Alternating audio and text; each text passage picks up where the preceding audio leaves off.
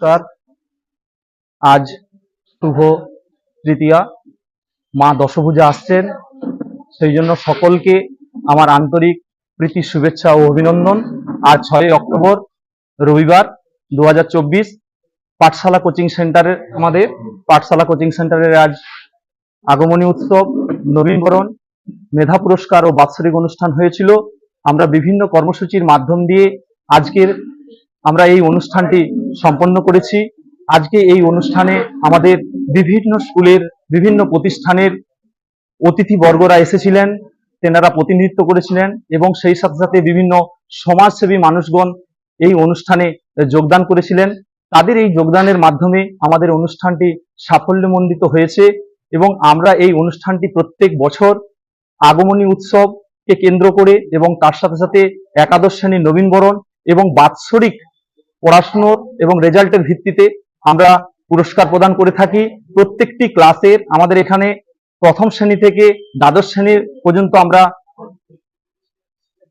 আমরা কলা বিভাগ এবং বিজ্ঞান বিভাগে শিক্ষাদান করে থাকি এবং প্রত্যেকটি ক্লাসের আমরা পঞ্চম শ্রেণী থেকে আমরা দ্বাদশ শ্রেণী পর্যন্ত তাদের রেজাল্টের ভিত্তিতে, বার্ষিক রেজাল্টের ভিত্তিতে আমরা এই অনুষ্ঠানে তাদেরকে পুরস্কার প্রদান করে থাকি এবং সেই সাথে সাথে আমাদের ছাত্রছাত্রীদের আরো উদ্বুদ্ধ করার জন্য আমাদের স্বর্গীয় তারকনাথ মুখার্জি মহাশয় স্মৃতি পুরস্কার এবং সেই সাথে সাথে বাংলা বিভাগের প্রভাকর চক্রবর্তী মহাশয়ের স্মৃতির উদ্দেশ্যে পুরস্কার এবং সেই সাথে সাথে ভূগোল মেধা পুরস্কার দেওয়া হয়ে থাকে।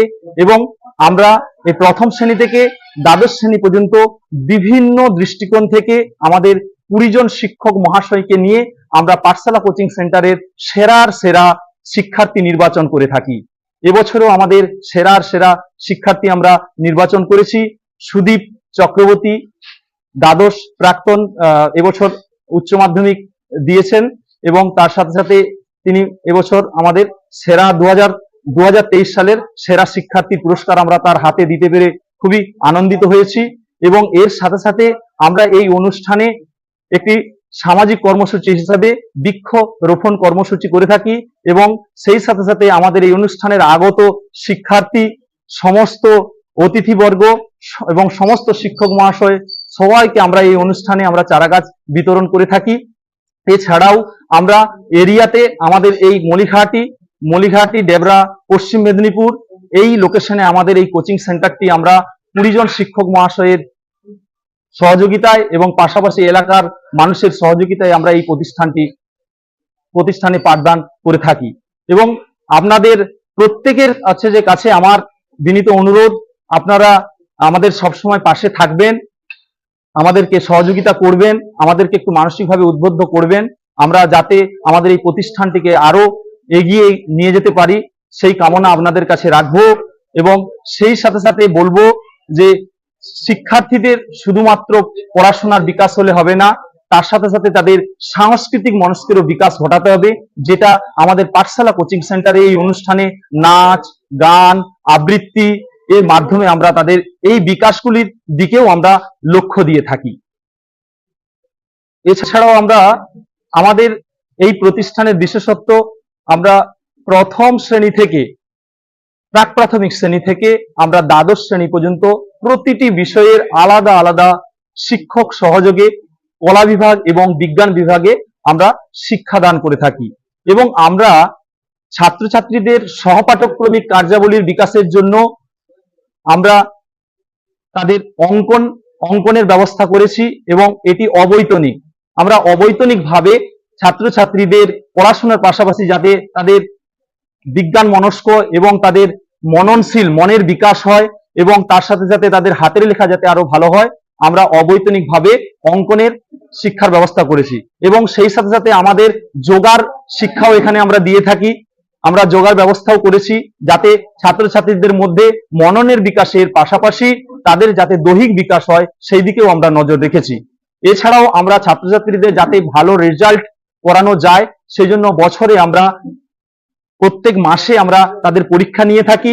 এছাড়া স্কুলে যে টার্মিনাল গুলো হয়, ফার্স্ট টার্মিনাল, সেকেন্ড টার্মিনাল এবং অ্যানুয়াল, তার আগেও আমরা এখানে তাদের পরীক্ষা নিয়ে থাকি।